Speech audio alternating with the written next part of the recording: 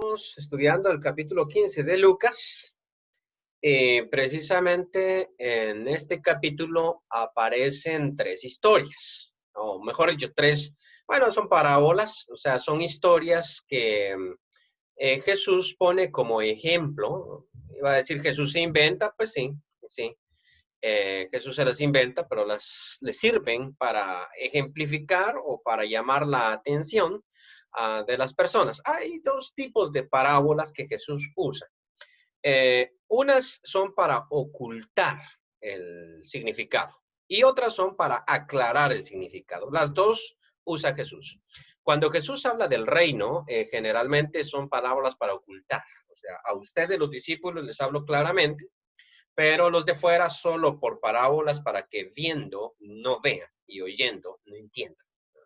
Pero en estos otros casos, estas historias son aplicables a lo que está sucediendo. ¿Qué es lo que sucede? Decíamos en el contexto que hay ciertas personas que se acercan a Jesús para oírle, oye, no es para otra cosa, es para oírle, ¿sí? Y esas personas son pecadores y son publicanos, que la mayoría de los judíos, el judío promedio, los tomaba como personas que no viven la ley, personas que, ¿qué tipo de comportamiento es de estos, no? Y en determinado momento empiezan a criticar a Jesús por causa de recibirlos. Pero notemos que el contexto puede ser alterado en cierto sentido. Jesús no es que está jugando naipes con los pecadores o que con los publicanos anda haciendo bromas y todo lo demás, y qué importa si se convierte. No, Jesús está predicando. Y su predicación es bastante fuerte. O sea, si van a venir en pos de mí, tienen que negarse a sí mismos, tomar su cruz y seguirme. Eso es lo que está en el capítulo 14, ¿no? Entonces, en el capítulo 15 dice que los pecadores y los publicanos se acercaron. Y esto a los líderes religiosos no les gustó. Es posible que haya sido envidia. Esto es una posibilidad, ¿no?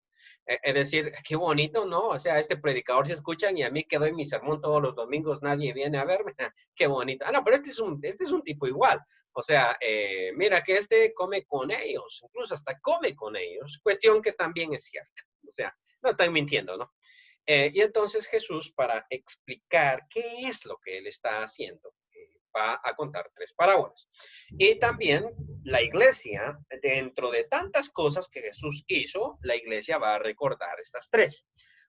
Digo esto porque esto también es importante, ¿sí? El escritor de Juan dice, hizo Jesús muchas otras cosas, las cuales yo calculo que si se escribieran no cabrían en el mundo de los libros. O sea, ¿entonces qué quiere decir? Que las que yo les cuento a ustedes las escogí. ¿Okay? Y las que no aplican para nosotros ahora me van a contar, porque Jesús hizo muchas otras. Entonces quiere decir que la iglesia también miraba su trabajo a partir de aquí. Y en Hechos de los Apóstoles, nosotros podemos ver, o vamos a ver, porque está después de Juan, ¿no? Que generalmente todo iba bien con el apóstol Pablo en la sinagoga. Hermanos, tienen algo que predicar. Se paraba Pablo y predicaba el mensaje. Y luego los judíos decían, bueno, ¿qué te parece si vienes el próximo sábado y discutimos más a profundidad de estas cosas? Hasta ahorita todo va bien. Pero cuando a la semana siguiente la sinagoga estaba llena de gentiles, los judíos se enojaban. Y empezaban a refutar el mensaje. Esta constante le pasaba a Pablo. O sea, el problema es que a los gentiles les atraía lo que está diciendo Jesús, o en este caso Pablo. Y las dos parábolas las vimos la vez pasada, la oveja perdida. Aquí ustedes, o sea, porque estos son pastores también. Pues tal vez, o sea, ¿quién de vosotros, dice Jesús? Si tiene 100 ovejas, no va tras la ovejita que se les perdió, ¿sí?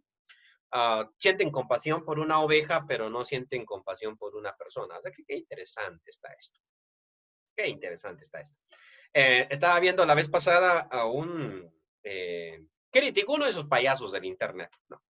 Que dice, les voy a hablar a ustedes de los ilegales para que sientan la tristeza que pasa es que ustedes se ponen a llorar por un gatito que sale en el internet, pero no por un ilegal. Así que les voy a contar, dice, la historia de los ilegales en gatitos. O sea, supongan ustedes que hay un montón de gatitos en Guatemala. Y empieza a mencionar un montón de cosas y llama la atención y da risa, pero sí es cierto, a veces nos enternecemos por un gatito, pero no por una persona. Entonces Jesús pone ese cuadro. Y la mujer que pierde la moneda, ¿no? O sea, la moneda para ella es valiosa. por una u otra razón, y ahora cambia de escenario. Precisamente empieza, ¿quién de vosotros o quién de vosotras o una mujer? Y luego dice el texto, voy a compartir el texto para hoy, que está en Lucas capítulo 15, ¿no? Parábola del hijo pródigo. La palabra pródigo en español antiguo, bueno, ni tan antiguo, ¿no? Quiere decir que malgasta. El pródigo es el que da mucho, el que malgasta. También dijo, a propósito, un hombre tenía 2 hijos. Y el menor de ellos, o sea, uno es mayor y otro menor, no son gemelos, dijo a su padre, Padre, dame la parte de los bienes que me corresponde. Y les repartió los bienes. No muchos días después, juntándolo todo, el hijo menor se fue lejos a una provincia apartada. El griego dice lejana, un país lejano, y allí desperdició sus bienes viviendo perdidamente. Muy bien. 2 cositas quiero resaltar aquí. Según algunos estudiosos, el hecho de que el hijo haya pedido al padre los bienes que le correspondían era un insulto dentro de la cultura hebrea. No lo sé, realmente. Yo no lo sé. Lo que sí es cierto es que en esa cultura los padres se respetaban mucho. Y eso significaba que el padre generalmente tenía el control de los bienes hasta la muerte. O sea, él no repartía los bienes, los repartía diciendo que le va a tocar a cada quien, pero no heredaba porque heredar para él era perder su poder. Entonces, eso no era típico, ¿no? Pero en Investigation Discovery vemos cuántos hijos matan a los papás por la herencia, así es de que este tipo no es tan malo. O sea, no pensó voy a matar a mi papá por la parte de los bienes que me corresponde, pero sí se atreve a decirle y parece ser que el padre es de esos que no se sienten ofendidos, o mejor dicho, a esas personas a las que se les puede hablar, puesto que a él no le pareció tan mala la idea. Yo desarrollé una vez un discurso sobre esta parábola del hijo pródigo, hablando de la mayoría de edad. ¿Por qué? Bueno, es un toquecito, o mejor dicho, un comentario extra. Nuestros hijos, cuando son niños, nosotros los guiamos, o sea, nosotros los conducimos, nos metemos en su vida. Haga esto, no haga esto. De hecho, Joseph ya sabe, cuando salimos a la calle me tiene que agarrar la mano. ¿Por qué? Porque es menor de edad.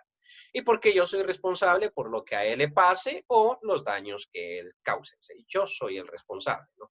Por ejemplo, si él en determinado momento quiebra el vidrio de uno de los carros que está frente a la casa, el dueño no le va a cobrar a él, me va a venir a cobrar a mí. Entonces, yo soy el responsable. Porque es menor de edad, decía un filósofo francés, Rousseau, nosotros no nacemos libres, pero nacemos para la libertad. Qué interesante, ¿no? No nacemos libres, nacemos dependientes de mamá, de papá, de los hermanos. No nacemos libres, decía. Pero sí nacemos para la libertad y en determinado momento nosotros crecemos hasta que alcanzamos la mayoría de edad. Entre los romanos, la mayoría de edad se alcanzaba cuando el padre de familia decía. O sea, cuando el padre de familia determinaba que el muchacho era mayor de edad, pues era mayor de edad, aunque tuviera 11 años. Tenía la madurez, o sea, este es mayor de edad. Pero había algunos de 30 años que no tenían mayoría de edad todavía. ¿Por qué? Porque no madura. Ellos hacían eso. Dentro de nuestros países, debido a la patria potestad y otras cuestiones legales, la mayoría de edad se alcanza en Guatemala a los 18 años, en Honduras a los 21. De alguna manera intuyen que aquí son más, ¿cómo se diría eso? Menos formales, o sea, que son más maduros en Guatemala, ¿no? Pero lo que sí es cierto es que algunos hijos no son todavía adultos a los 18 años, o sea, no son maduros, y algunos, vamos a decir que más jovencitos alcanzan esa mayoría. Y yo digo, eso depende de varios factores, pero uno de ellos es la forma en que nosotros tratamos a nuestros hijos. ¿En qué sentido? En que a veces no les permitimos evolucionar y llegar a la mayoría de edad porque no los tratamos como adultos. Es decir, no dejamos que asuman su propia responsabilidad. Y en esto es interesante este padre, porque el hijo se acerca y le dice, Padre, dame la parte de los bienes que me corresponde, y en vez de decir, inmaduro ¿sabes que te daba tu golpazo en la cabeza y mira, anda a trabajar al campo o hace esto? Resulta que el padre lo toma como mayor de edad y le dice, ok, está bien.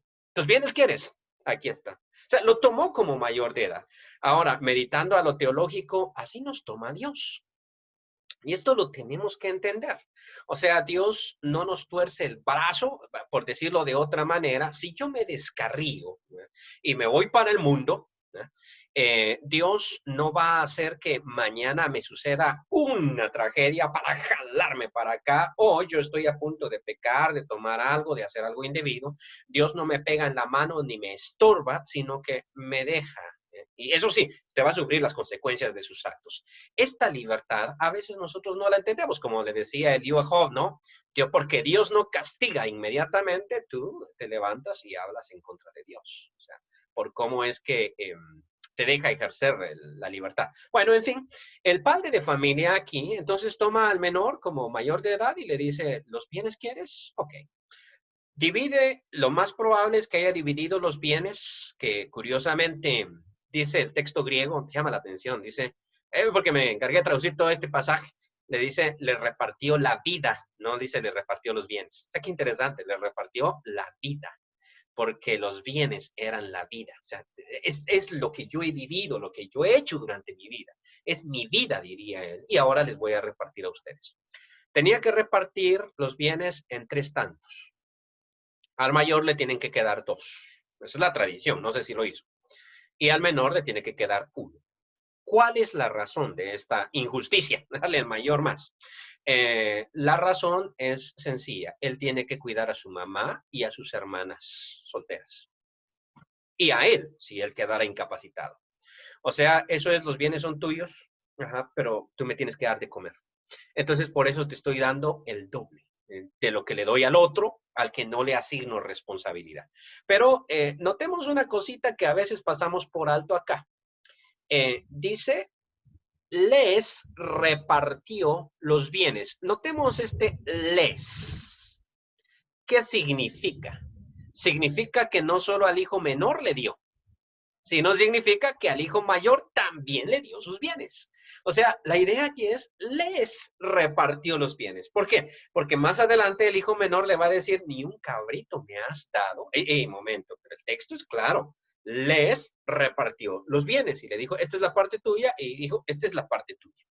Muy bien, así es de que el cabrito estaba allí. O sea, esto es, ya no pidas permiso, solo avisa. O sea, hey, papá, sí, va a comer un cabrito, porque mi hermano, vale, aclaración, se está gastando todo, ¿no?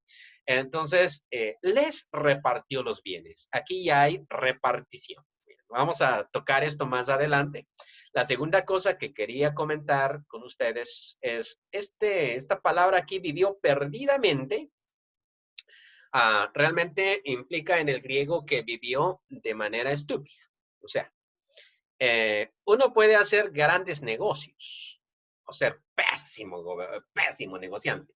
Todos ustedes han visto tal vez la película del listado de Schindler, ¿no? De el hombre que rescató un montón de judíos, que primero les sacó toda la plata a los judíos en la Alemania nazi. Después se encariñó mucho con los judíos y terminó salvando muchos judíos y comprando judíos. Se volvió una persona buena y por él se salvaron muchos judíos. Él era nazi, ¿no? O sea que era malo. Y eso significó que al terminar la guerra lo apresaron y lo encarcelaron como nazi. Pero todos estos judíos atestiguaron a su favor y lo pusieron en libertad. Pero quedó en la calle, quedó en la ruina. Eso no es ningún problema. Los judíos a los cuales él salvó se hicieron millonarios y su historia se hizo famosa, y precisamente a este hombre le dieron la nacionalidad israelita. Su tumba está en Jerusalén. O sea, porque los judíos le dieron nacionalidad israelí y lo llevaron.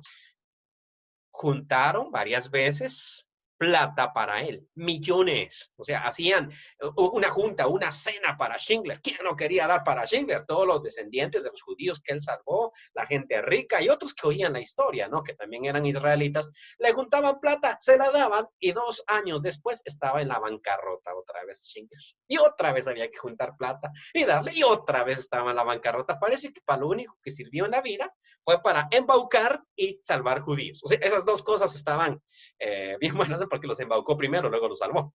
Entonces, esas fueron las únicas dos cosas que hizo. O sea que, pero es que lo que pasa con él es que cuando le daban todos esos millones, solo estaba en hoteles, comiendo de lo más fino, haciendo un montón de cosas y bancarrota. El hijo pródigo así era. O sea, el hecho de vivir ahí, dice, no es tanto perdidamente, como decir, anduvo en pecado, sino es anduvo a lo bruto. O sea, yo invito a la siguiente ronda para todos. Hay a unos que no conozco, no importa. Todos son mis amigos aquí, gastemos la plata, ¿qué importa? ¿No? Y esa es la idea que aparece aquí. Azotos significa, y azotos significa o sea, un azotos es un tipo que no sabe ni qué está haciendo. O sea, es como un niño con dinero. ¿Cuánto vale eso? Yo pago, ¿no? Como los bolos que se gastan todo su salario. Esa es la idea que se presenta ahí. Muy bien. Sigue diciendo Jesús, y cuando todo lo hubo malgastado, o sea, lo gastó, pero aún, qué palabra más rara esa, ¿no? Malgastar, o sea, no solo lo gastó, sino lo gastó mal. Ni siquiera la disfrutó, pues, o sea, ni se comió todos los camarones que compró. Vino una gran hambre en aquella provincia y comenzó a faltarle, obvio. Y fue y se arrimó a uno de los ciudadanos de aquella tierra, el cual le envió a su hacienda para que apacentase cerdos. Esto no es tan malo para nosotros, pero para el judío es terrible, ¿no? Porque es un animal impuro. Y lo más terrible es que deseaba llenar su vientre de las algarrobas que comían los cerdos, pero nadie le daba. O sea, el punto está tan grave que curiosamente en griego, está así, mira, no dice deseaba comer, sino una expresión bien fuerte, deseaba llenar su vientre. O sea, hay un momentito en el que uno dice, pues yo no quiero sentirle sabor a la comida, o sea, yo no quiero comerme esas algarrobas, yo lo que quiero es que estuvieran aquí en mi vientre. Sé que los cerdos tienen una manera de comer que a uno se le antoja, no sé por qué le sienten tanto sabor a la grama, y uno dice, qué ricos. Yo los he visto comer y sí se me ha antojado un poco. Pero esta no es la idea aquí, sino la idea es quisiera tener algo en el estómago. O sea, aunque sea esas algarrobas, quisiera tenerla. Y nadie le daba. Ahora, viene a un momentito el hijo pródigo, perdón, creo que están riendo porque acabo de decir que me gusta el pasto, ¿no? Se siente rico cuando esto están comiendo, ¿no? Ok, dice, y volviendo en sí, dijo. O sea, como que el tipo andaba perdido, ¿no? ¿Cuántos jornaleros en casa de mi padre tienen abundancia de pan y yo aquí perezco de hambre?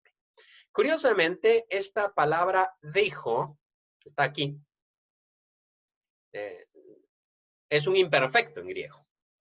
Y esto lo que implica es que él se lo dijo varias veces. O sea, no fue algo que él dijo. No fue algo que él una mañana dijo, ¡ay! Tantos jornaleros. Y curiosamente en griego también es panes, abundancia de panes. No tienen un pan, tienen muchos panes.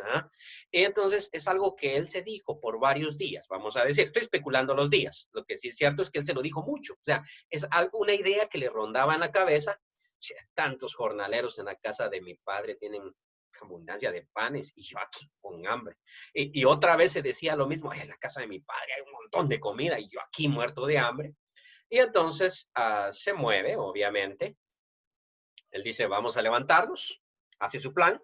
Me levantaré e iré a mi padre y le diré, Padre, he pecado contra el cielo y contra ti. En griego dice, he pecado contra el cielo y delante de ti. Y esto es importantísimo acá, porque uno no peca contra la persona. El pecado es algo que nosotros hacemos contra Dios, no contra la gente. Y esto es lo que a veces nosotros no entendemos. ¿Por qué es pecado, por ejemplo, ser homosexual si no te hace daño a ti? O sea, ¿en qué te afecta? Y esta es parte del discurso. ¿En qué te afecta a ti que el vecino sea un adúltero? ¿En qué te afecta si está cometiendo adulterio con otra mujer, no la tuya? O sea, la tuya la está respetando, pues. O sea, entonces, ¿en qué te afecta a ti? Esa es la pregunta. Y uno dice, pues sí, ¿verdad? ¿En qué me afecta? ¿Debería de ser delito el adulterio? Pues no. En el mundo de hoy, el adulterio no es delito. Antes era delito. O sea, acusaba al marido a la mujer y a la mujer la echaban presa. Y si encontraban a un tipo con la mujer de otro, preso. O sea, y había que sacarlo de la cárcel. Hoy en día no. Si los policías solo se acercan ahí para que no haya violencia ni derramamiento de sangre, o sea, es todo lo que ellos controlan. Y al adúltero no lo echan preso. ¿Y por qué no lo van a echar preso? Porque ¿qué delito cometió? No es delito porque no afectó a otra persona. Afectó a otro matrimonio, ¿no? La que afectó al matrimonio fue esta mujer. No, este tipo nada más estaba ahí y aprovechó la ocasión. Eso es lo que especulan. Entonces, claro, esto es porque confunden lo que es un delito con pecado. Entonces, delito es lo que yo hago contra otra persona. O sea, ¿en qué yo afecto? Pues yo afecto. Por eso es que manejar, por ejemplo, tomar alcohol no es delito. Si es con mi dinero. No me acusan de ladrón, pero tomar alcohol no es delito. No echan presos a los bolos, pero sí detienen al que conduce en estado de ebriedad. ¿Y ahí por qué? Porque ahora sí afecta a otra persona. O sea, en este momentito él afecta a alguien más. A alguien puede atropellar. Y claro, esto va a variar de país a país. Sí me explico. Entonces, el pecado no es algo que uno comete contra otra persona, sino es lo que uno comete contra Dios. O sea, el pecado va contra Dios. Y este es el punto que muchas personas no entienden, ¿verdad? Y dicen, pero ¿por qué? Si pobrecito, no, es un asunto de Dios. O sea, Dios dijo y luego contra él. Entonces el hijo pródigo se acerca y piensa, voy a decirle, Padre, he pecado contra el cielo y delante de ti. O sea, aquí vamos a la doble. Yo pequé contra el cielo, pero pequé delante de tu presencia. Te falté el respeto en este pecado que cometí. Lo cual se traduce contra el cielo y contra ti. Ya no soy digno de ser llamado tu hijo, hazme como uno de tus jornaleros. Y creo que el hombre es sincero y creo honestamente que este muchacho no está tan arrepentido, ¿sí? O sea, está arrepentido por la circunstancia. Cuando nosotros hablamos de arrepentimiento, tenemos que notar, por lo menos los predicadores, tenemos que notar si la persona realmente está arrepentida o las circunstancias lo están obligando.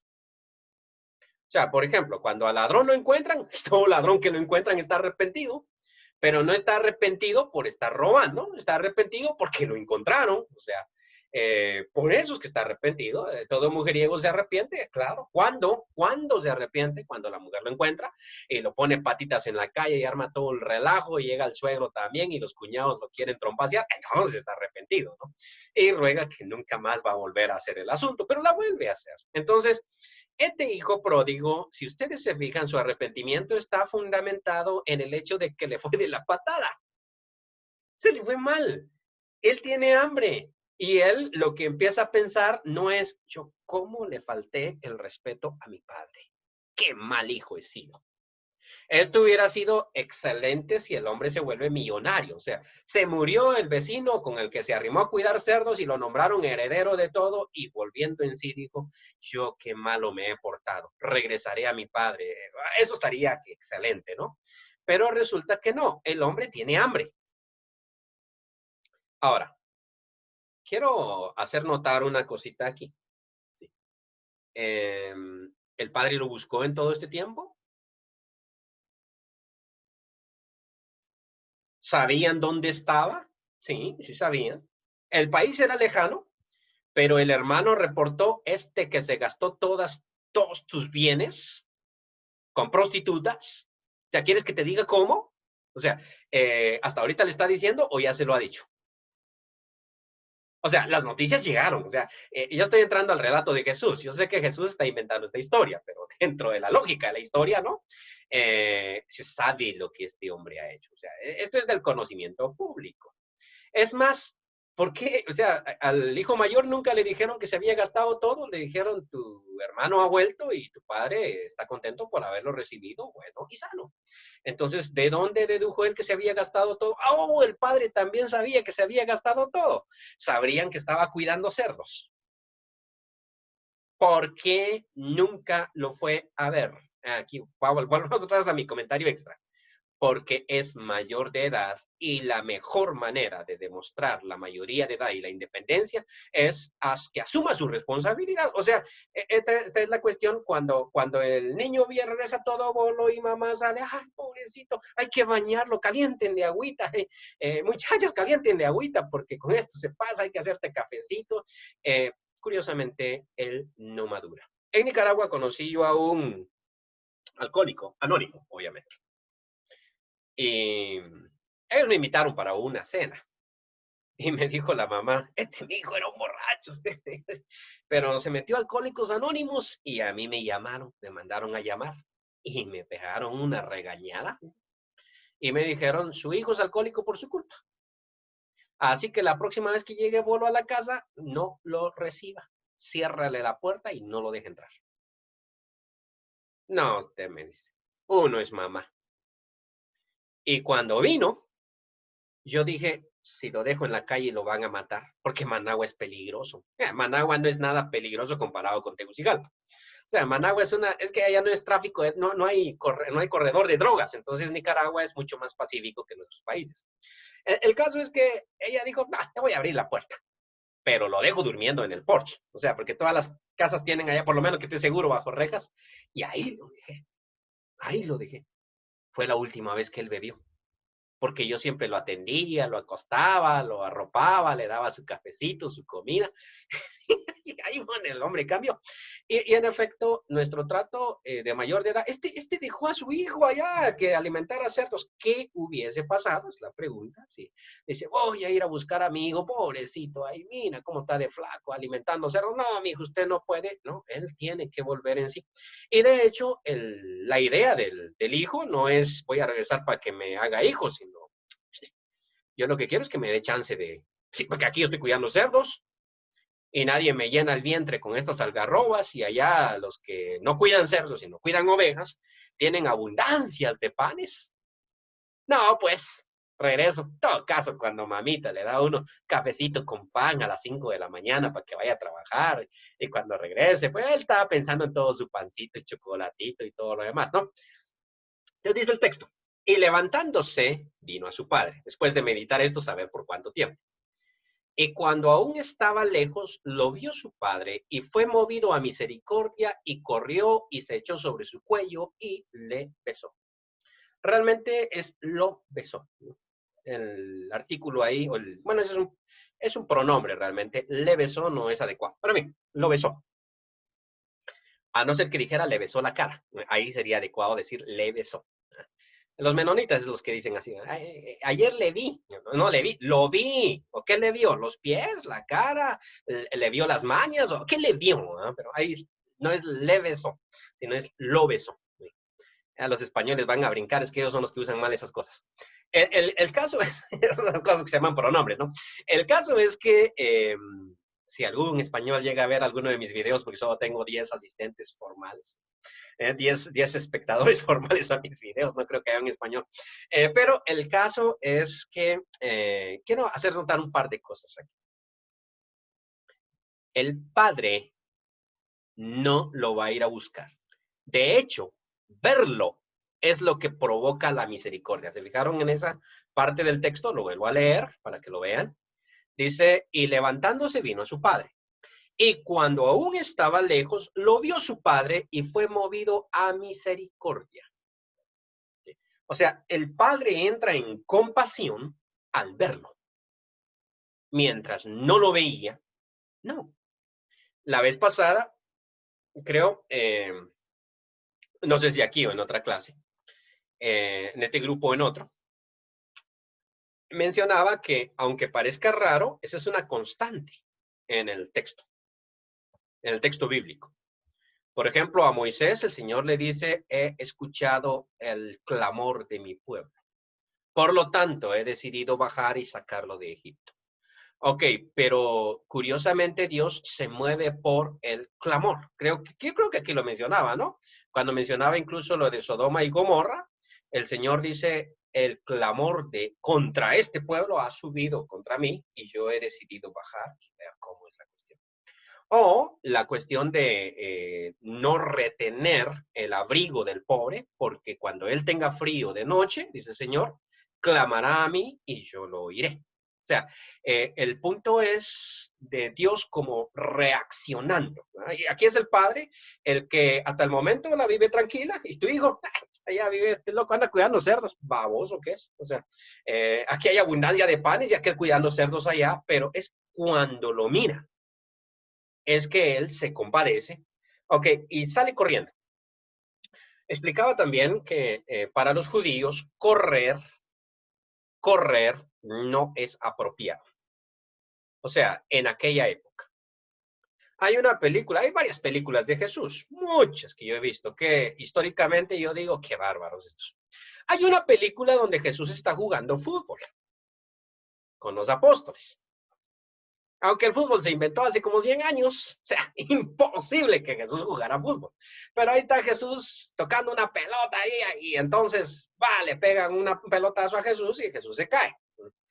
Y entonces se queda así muerto y todos los apóstoles llegan, ¿qué te pasó? ¿Qué te pasó? Y los asusté, ¿verdad? No, no me pasó nada. Entonces uno dice, ¿qué es lo que estos hacen?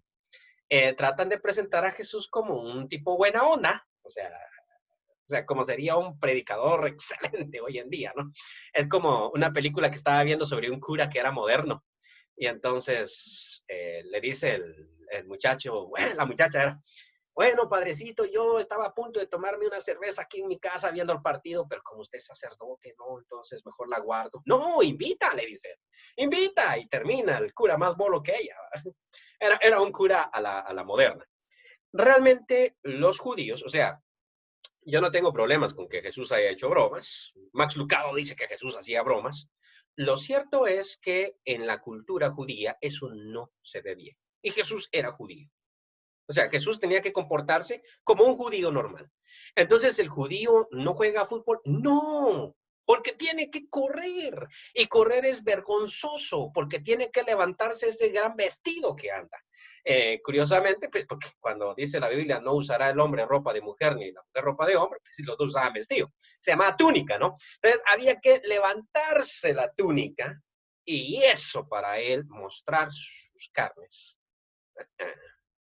Así que un judío que se respetaba solo caminaba, no corría. Pero, ¿por qué corrió este? Esa es buena pregunta.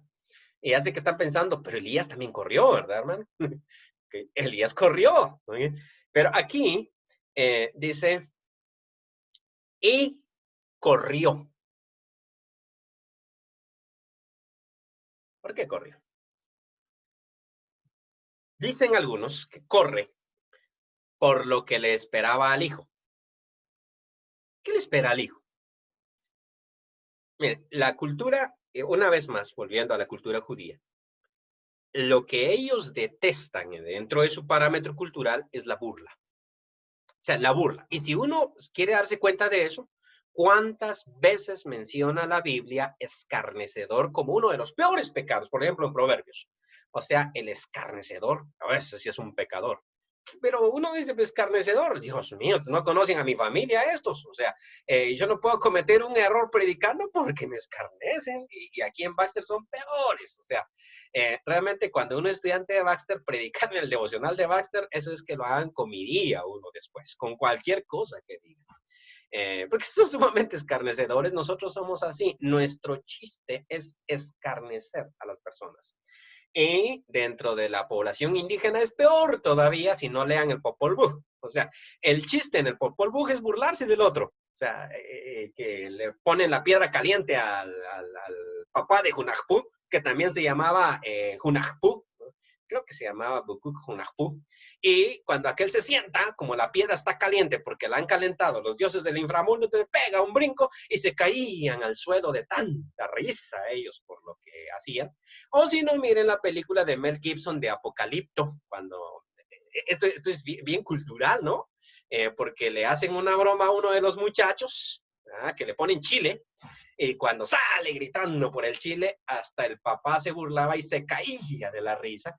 Y uno dice, eso se parecen a mis compañeritos de primaria en la escuela. O sea, ¿qué humor más negro? Pero cultural.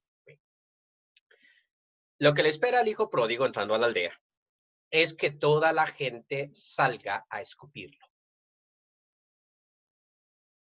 Ah, infeliz te fuiste, ¿verdad? Mira qué flaco regresaste. Y venga, pues, ajá, te agarraste la herencia de tu papá sin vergüenza y toda la cuestión. O sea, aquel ya viene preparado. Igual, a aquel no le importa. Él solo tiene la mirada en el pan. O sea, a mí qué me importa cómo me trate. O sea, el pan es lo que me importa. Y entonces esto le va a pasar.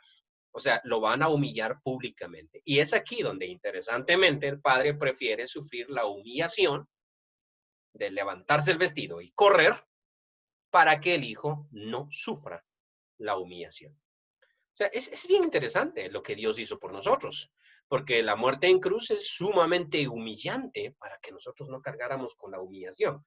Nosotros no lo comprendemos porque está fuera de nuestra cultura, pero sí comprendemos lo otro, es decir, murió en lugar nuestro. Pero en el punto de la cruz, ¿por qué la crucifixión era terrible? No es porque fuera muy dolorosa, que sí lo era. O sea, tampoco estoy diciendo que la cosa estaba fácil. Sí lo era. Era sumamente dolorosa. En Filipinas crucifican todavía a las personas hoy en día para Semana Santa. Eligen a uno de la comunidad que siente un gran honor y lo crucifican durante el día con unos clavitos de 2 pulgadas como los que nosotros tenemos. Entonces, lo amarran a la cruz y lo crucifican y ahí está aquel todo el día y a la tarde lo bajan de la cruz, o sea, y lo mandan para el hospital porque queda todo malherido y dice que eso es terrible, dice él. Los clavos eran mucho más grandes y los latigazos y todo lo demás. Sin embargo, los evangelios ponen mucho en la burla y eso es lo que les afectaba realmente a los judíos y por eso los romanos utilizaban la crucifixión porque conocían la cultura semita, lo importante que para ellos era la honra. Entonces, aquí el padre va y curiosamente les decía la vez pasada que el verbo para besarlo es catafileo, o sea, lo besa mucho. Lo besa mucho. Ahí dice, lo besó, pero el verbo implica lo besó muchas veces. O sea, tampoco es que ya cuando lo bañaron, pues ya estuvo. Pero lo que quiere decir es que lo besó por un lado, lo besó por otro, lo besó por otro, como cuando uno besa a su hijo, digámoslo así. Entonces lo besó. Y él le dijo, Padre, he pecado contra el cielo y contra ti, y ya no soy digno de ser llamado tu hijo. ¿Por qué le dijo Padre? Este es un discurso interesante, ¿no? Ya no soy digno de ser tu hijo. Ah, pero me dijiste padre, ¿no? O sea, padre, ya no soy digno de ser tu hijo. ¿Y eso cómo está? Bueno, no le vamos a encontrar lógica al hijo pródigo, ya sabemos que es un bruto. Pero sí podemos decir algo. Yo ya no soy digno de ser tu hijo, pero yo sí te reconozco como padre. Esto es bien interesante, ¿no? O sea, te doy tu lugar de padre. Tú eres padre. Entonces, padre, ya no soy digno de ser tu hijo. Porque he pecado contra el cielo y en tu cara. O sea, lo he hecho, ¿no? Había otra parte del discurso que el padre no deja que él pronuncie. Había otra parte. Ya hazme como uno de tus jornaleros. Eso no lo dice. Porque el padre lo interrumpe. Y el padre dijo a sus siervos, sacad el mejor vestido y vestidle. O sea, el hombre está desnudo. Y poned anillo en su mano y calzado en sus pies. Lo interpretan como anillo en la mano significa tú eres mi hijo, no eres un siervo. Porque en el anillo estaba el sello de la familia. Y calzado en sus pies, tú no eres ningún cholero, eres un hombre libre. O sea, tampoco, no te voy a hacer así. Ahora vamos con la otra parte de la historia. Pero y traed el becerro gordo y matadlo, pobre becerro, y comamos y hagamos fiesta, porque mi hijo muerto era, como muerto, ya revivido, se había perdido y es hallado. Y comenzaron a regocijarse. Ok. Recuerdo de niño para Nochebuena, no sé, la palabra Nochebuena me trae más recuerdos, más emoción que Navidad, porque nosotros no celebrábamos Navidad, celebrábamos Nochebuena. Cuando iban a salir los pachitos, no sé qué niño se enoja cuando hay una buena comida en la casa. Uno se pone contento. Y creo que todos los siervos aquí están contentos porque hay una buena comida. No recuerdo si era cumpleaños de mi mamá o qué. Me imagino que sí. Cumpleaños de mi mamá creo que era. Pero hicieron pachitos en la casa cuando yo era niño. Y todo ese día estuvimos trabajando, todo el día, levantando maíz, o sea, recogiendo mazorcas. ¿Por qué lo recuerdo? Hay pocos recuerdos que yo tengo. Bueno, es que vos no haraganeabas todo el día, sí, también recuerdo eso. Pero este recuerdo lo tengo, o sea, estaban mis hermanos, creo que Eric y Wesley, sí, los dos, estaban con las redes y a mí, porque era el que mejor miraba de los tres, me tenían recogiendo las mazorcas porque ya había entrado la noche. O sea, ya estaba oscuro, oscuro todo, ya no había luz. Y entonces yo tenía que ver las mazorcas que estaban perdidas y llenando la última de las redes, ¿no? La última de las redes para ir a la casa y ya había anochecido. O sea, quiere decir, estuvimos todo el día en esas, ¿no? Y se sentía el olorcito de los pachitos que estaban saliendo ya de la olla, o sea, como el humo se riega, ¿no? Y ese olor a hoja quemada, entonces llegaba hasta donde yo estaba, y yo estaba ahí con la pena de recoger la última mazorca, porque el hambre estaba, pero tremenda, o sea, si uno ha trabajado todo el día en el campo, y de repente sale el olorcito ese, lo quiero decir porque el hijo mayor ha estado trabajando en el campo. O sea, él estuvo en el campo. Ahora, todo el día. ¿Qué se llevó para el campo? Pues tal vez un pan y agua. Estuvo trabajando, sí. Y cuando viene a la casa siente el olorcito del becerro. En griego dice engranado, no dice engordado, sino engranado. Y eso es porque los que saben de estas cosas saben que si al becerro uno le da maíz, lo engorda. O sea, esta es la lógica, ¿sí? Entonces, eso significa a todos los becerros le dan pasto, ¿no? Para comer. A este le dan grano, o sea, trigo, ¿no? Le dan grano. ¿Por qué le están dando grano? Porque lo están guardando para una ocasión especial. Nadie le da grano a un becerro, nadie lo quiere gordito. O sea, qué bonito, ¿no? Es que me gusta ver a mi becerro gordito. Este se lo van a comer. O sea, en determinado momento lo están preparando para la Navidad, pues. O sea, esta es la idea. O sea, lo están preparando para algo especial que viene en el futuro, entonces lo están engordando. O sea, lo han alimentado. O sea, el texto griego dice como que lo han alimentado con granos todo este tiempo. Va a ponerlo bonito, ¿no? Y cuando siente el olor de la carne, sí, yo quiero sentir esa situación después de haber andado por el campo todo el día, sentir el olor de la carne y pues ya no entro. O sea, no como. Esto es lo interesante, ni siquiera voy a entrar, ¿no? Veamos lo que pasa. No me voy a robar mucho tiempo. Dice, y su hijo mayor estaba en el campo, y cuando vino, y llegó cerca de la casa, oyó la música y las danzas. No dice que sintió el aroma. Y llamando a uno de los criados, le preguntó qué era aquello. Él le dijo, y notemos lo que dice, las palabras, que estas son importantes. Tu hermano ha venido. O sea, no fue cualquiera, fue tu hermano, ha venido. Y tu padre ha hecho matar el becerro gordo por haberle recibido bueno y sano. Entonces se enojó y no quería entrar, a pesar de que estaba muriendo de hambre, ¿no? De cansancio y todo lo demás. Salió por tanto su padre y le rogaba que entrase. Curiosamente, ese verbo rogaba es bien interesante. No le pidió, le estaba rogando. Entra. Mas él respondiendo dijo al padre, ¿será cierto? He aquí tantos años te sirvo, no habiéndote desobedecido jamás. ¿Es eso cierto? Nunca le desobedeció. Bueno, excepto ahorita que me estás pidiendo que entre. O sea, esto es bien interesante. ¿Por qué lo digo? Porque lo encontramos en medio de la desobediencia. O sea, el papá le está diciendo, hijo, entra y come. Yo nunca te he desobedecido. Ahorita lo estás haciendo. O sea, y es más, te lo estoy rogando. O sea, eso quiere decir, te lo estoy pidiendo varias veces. Hijo, entra. He aquí, yo te he servido siempre y jamás te he desobedecido, excepto ahorita. O sea, es bien interesante el principio, ¿no? pero ahorita sí te estoy desobedeciendo. Muy bien. Luego, le dice, y nunca me has dado ni un cabrito para gozarme con mis amigos. Ok, es eso cierto? Una vez más, estoy poniendo en tela de juicio todo esto, porque el texto dice que les repartió, dice, les repartió los bienes, o sea, a los dos.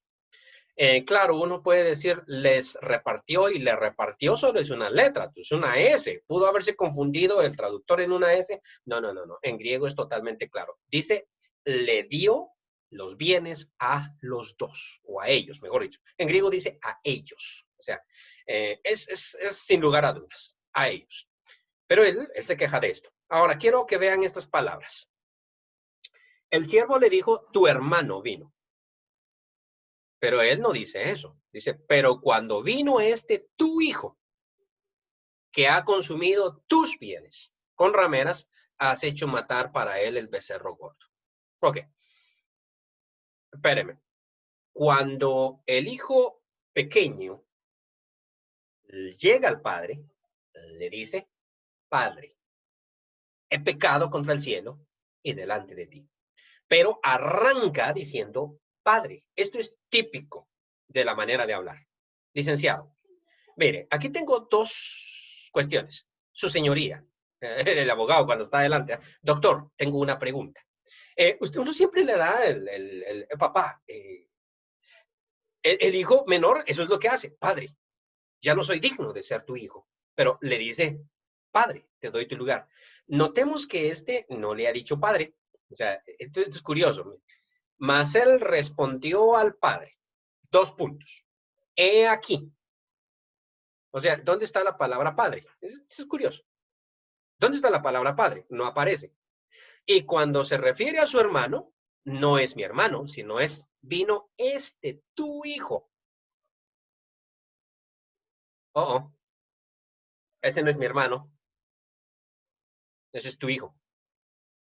Si es tu hijo y no es mi hermano, pues tampoco eres mi padre. Por eso no te lo estoy diciendo. Notemos cómo el padre rebate esas dos cosas que a veces uno escapa, pero están en el pensamiento de Jesús. Observa el discurso del padre. Lo primero que el padre va a hacer es recordarle esos 2 puntos. Él entonces le dijo, hijo. Oh, tú no me dijiste padre, pero yo te digo hijo. Hijo, tú siempre estás conmigo y todas mis cosas son tuyas. Mas era necesario hacer fiesta y regocijarnos porque tu hermano no le dijo mi hijo, sino tu hermano. O sea, venimos a una consideración aquí bien interesante. Llega un momento en que si yo no quiero a mi hermano, por lo tanto, tampoco a mi padre. O sea, esta es una doble. O sea, yo, ya, no es mi hermano, es tu hijo, y por lo tanto tú no eres mi padre. Pues el padre lo llama otra vez, hijo, tú siempre estás conmigo. Pero empieza diciéndole, hijo. Al hijo pródigo no se dirige a él. Llama a los siervos, traigan el vestido, hagan esto. A él nunca le dice, hijo, tú siempre serás mi hijo. No, no se dirige a él. En este caso sí, hijo, tú siempre estás conmigo. Mas tu hermano, o sea, el que tú dijiste que era mi hijo, resulta que también es tu hermano. O sea, es interesante cómo une estas ideas Jesús acá. Tu hermano era muerto. 2 comentarios finales, sí. El primero de ellos, vuelvo a la paternidad, tomándolo como mayor de edad, y quiero hacer notar aquí una cosa que el padre dijo. Todo lo que tengo es tuyo. Bueno, ¿eso qué significa?